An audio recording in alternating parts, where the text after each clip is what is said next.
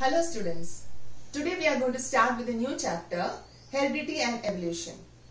Children, I want you to watch the first video of the lesson, How do Organisms Reproduce? So that your concepts will be very clear. After that, you watch this. So shall we start with the lesson, Heredity? Look at these pictures. These are the people who belong to the same family. Don't they all look alike? They have the same type of skin color, same type of hair, etc. Similarly, look at this photograph. Here also, these people all look similar. They have the same type of skin color, hair, etc. That is, members of the same family look alike. This is a celebrity in Bollywood, Amitabh Bachchan and Abhishek Bachchan. Please concentrate at one characteristic, that is the height. Okay. Abhishek Bachchan has got the height of Amitabh Bachchan because the characteristic which has been passed from father to the son. Okay. Now see the next characteristic or the trait, that is a hair. The mother has got curly hair and both the daughters have inherited the same type of hair. See, this is the second characteristic which is passed from one generation to next. Similar cases are with other characteristics like dimples. Mother and the daughter have the same type of dimples. And here the three generations, that is the grandmother, mother and daughter. Don't they have, all of them have the same type of face? The length, that is the shape of the face. Okay. So these all are the characteristics which are passed from one generation to next. Characteristics can also be called as traits. Okay. Here the eye, look at the eye color. The mother and the daughter, they have the same type of eyes. Here also the mother and the daughter have the same type of eyes. So the characteristics or the traits are passed from one generation to next. Okay. So what term would you use for this fact?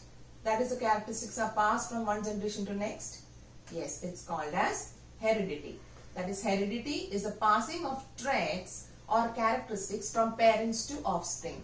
And the study of heredity is called as genetics. It's a separate branch of science which deals with the study of genes and which leads to the study of heredity. Fine.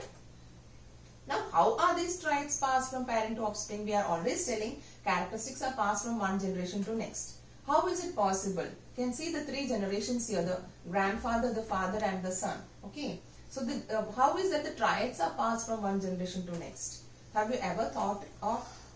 Yes, it is the DNA. DNA of the parent is copied and transferred to the offspring. What is DNA? DNA is present on the chromosome. That is, the chromosomes are made up of long strands of DNA. A segment of DNA is called as a gene. Okay. So it is this DNA which is copied into the gametes in case of sexual reproduction, and the gametes fuse to fertilize. So the DNA of the mother and father is coming into the offspring, and so they show the features of the father and the mother. Okay. Yes, this is the human karyotype. That is, we human beings have 46 chromosomes and it is arranged in pairs, and it's also called 23 chromosomes. Okay. So we call this as a blueprint. So this type of chromosomes we inherit, it determines what type of organism we are. Our features, our characteristics, everything depends upon this blueprint. So this is actually 23 sets of chromosomes, 23 pairs. Now why these pairs? And you know, this pairs is called as homologous chromosomes. We all are made up of 23 homologous chromosomes or 46 in number. 46 chromosomes or 23 pairs. Now why this pairing is done? There should be some similarity. That's why we are naming it as homologous. Yes, there is similarity. Children, we all know that every characteristic in our body is controlled by two genes. So those genes are present in the homologous chromosomes. For example, the first gene here and the first gene here together may be controlling the height. The second gene here and the second gene here may be responsible for the eye color. Now if you take the second homologous chromosome, that is the third and fourth chromosome, the first gene here and the first gene here may be responsible for your intelligence. That's why it is homologous. And these two can be considered as non-homologous because they are different. They have different genes. So homologous chromosomes contain the same type of genes, and every characteristic is controlled by a set of genes. And from this homologous chromosome, one is obtained from the mother and one from the father. Is it clear? So here, this is one homologous chromosome seen. You can see the gene here of one homologous chromosome, the other one. Both of them together responsible for the eye color. And here you can see the same locus. Locus is the position of the gene. They are responsible for the blood type and similarly hair color growth. So the homologous chromosomes have the genes of the same type. Now here, you can see here in dad and mom, the two homologous chromosomes, they separate out during the formation of gametes. That is, each one will enter into different gametes. In case of mother, it is entering into the different eggs. So after fertilization, again the offspring will get the diploid number, that is 46 chromosomes. That is, during gamete formation, from every homologous chromosome, only one will enter into the gamete. But the diploid nature is maintained after fertilization. Okay, that is why the child has the resemblance of both the father and the mother. Okay, now look, observe this picture. We are considering the characteristic, that is the height. Okay, we have a tall man and a dwarf man. The characteristic considered is the height. Okay, why this man is tall? Because of his composition of genes. Why this man is dwarf? Because he has got the genes for the dwarfness. Now let us see, what is this tallness gene? Now this phenotype, the term phenotype means the outward appearance. This man appears tall and this man appears dwarf. That appearance of the characteristic is called phenotype. But every characteristic is controlled by specific genes. Suppose the tallness gene is controlled by capital T. We are just assuming it. Okay. And suppose the dwarfness gene is controlled by small t. Clear?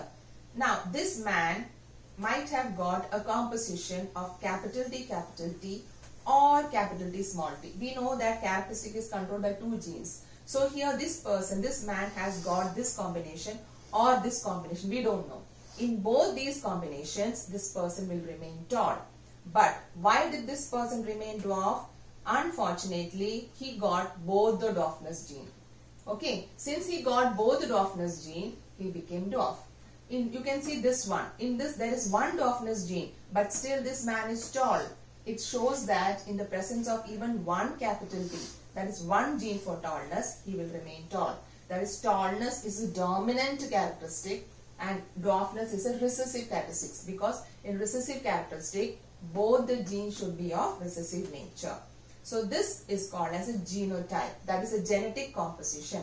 So this person's phenotype is tallness, but his genotype could be capital T or capital T small t.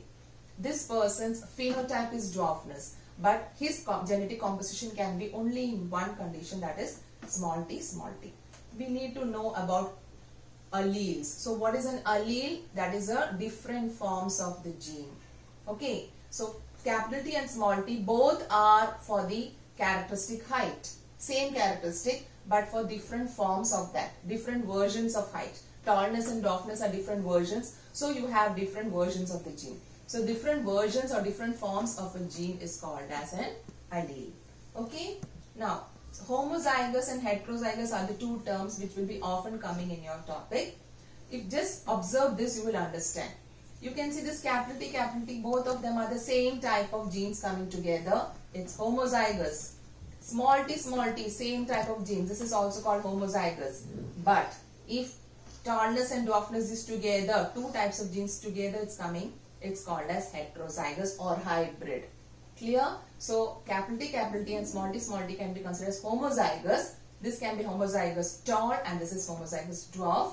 Whereas this combination can be called as heterozygous. So these terminologies, phenotype, genotype, homozygous, heterozygous, allele, all these will be often coming in the topic genetics. Okay. Now coming to one characteristic we have taken for the plants, the flower color. They both are belonging to the same species. So here one of the plant is bearing red color flowers, another is bearing white color flowers. And children, red color is dominant over white. So what would be its genotype? The phenotype is red and genotype here the phenotype is red, here the phenotype is white. But for the red phenotype, you can see phenotype red flowers, there could be two possibilities of genotype, either capital R. This R is we are representing as a gene. capital R for red color and small r is for white color.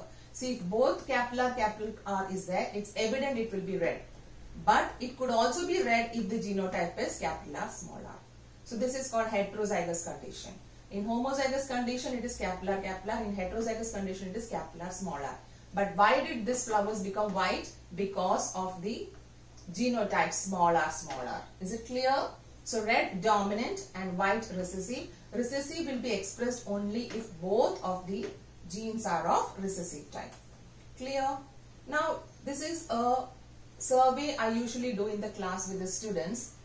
A class of students of 50, number of students 50 students, okay, in a class, okay, and we will be taking 3 characteristics. The first characteristic is the thumb. You can see the 2 types of thumb, okay. So this is a normal thumb and this is called a hitchhiker's thumb. When you are able to bend it so much, it's called a hitchhiker's thumb.